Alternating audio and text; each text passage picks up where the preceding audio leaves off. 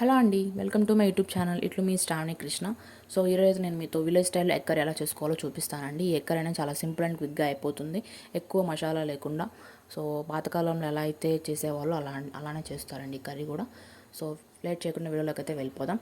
First అయితే ఒక కడాయి తీసుకొని అందులో 3 to 4 table spoon oil add చేసుకున్న తర్వాత అందులోనే కొంచెం జీలకర్ర, ఒక రెండు ఎండుమిరపకాయలు, ఒక బిర్యానీ ఆకు వేసుకొని బాగా ఫ్రై చేసుకున్న తర్వాత ఒక 10 నుంచి 15 వెల్లుల్లి రెబ్బలు అనేది తోలు తీసుకొని అవి కూడా వేసుకోవాలండి.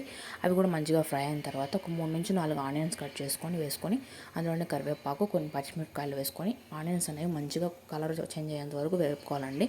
1/2 టేబుల్ స్పూన్ పసుపు, టేస్ట్ సరిపడా సాల్ట్ కూడా యాడ్ చేసుకుంటే ఆనియన్స్ అనేవి మనకు ఫాస్ట్గా ఫ్రై అవుతాయండి. అవి ఫ్రై అయిన తర్వాత 2 నుంచి 3 పొటాటోస్ కూడా కట్ చేసి వేసుకోవాలండి. ఎగ్ కర్రీలో పొటాటోస్ వేస్తే చాలా టేస్ట్ ఉంటుందండి. సో పొటాటోస్ కూడా యాడ్ చేసుకున్న తర్వాత బాగా మిక్స్ చేసుకున్న తర్వాత అవి కొంచెం బాగా వేగాక అనుకున్నప్పుడు కొంచెం ధనియాల పొడి, కారపొడి కూడా వేసుకొని బాగా ఫ్రై చేసుకోవాలండి.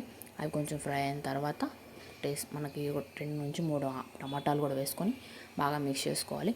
ఇప్పుడు లిడ్ క్లోజ్ చేసుకొని వీటిని బాగా కుక్ చేసుకోవాలండి. పొటాటో అనేది కొంచెం మెత్తగా అయిపోయేంత వరకు కుక్ చేసుకోవాలి. మధ్య మధ్యలో మూత తీసి తిప్పుకుంటూ ఉండాలండి.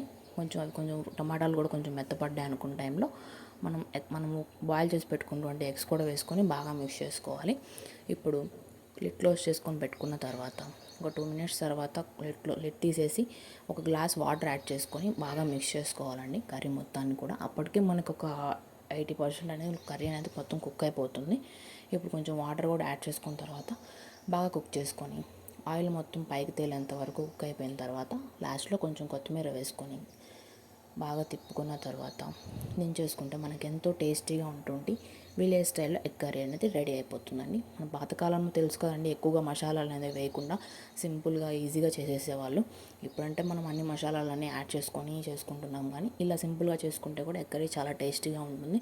సో ప్లీజ్ ఒకసారి అయితే ట్రై చేయండి. మీకు కనుక ఈ వీడియో నచ్చినట్టయితే సబ్స్క్రైబ్ చేసుకోవడం అసలు మర్చిపోద్దండి. Thank you so much for watching.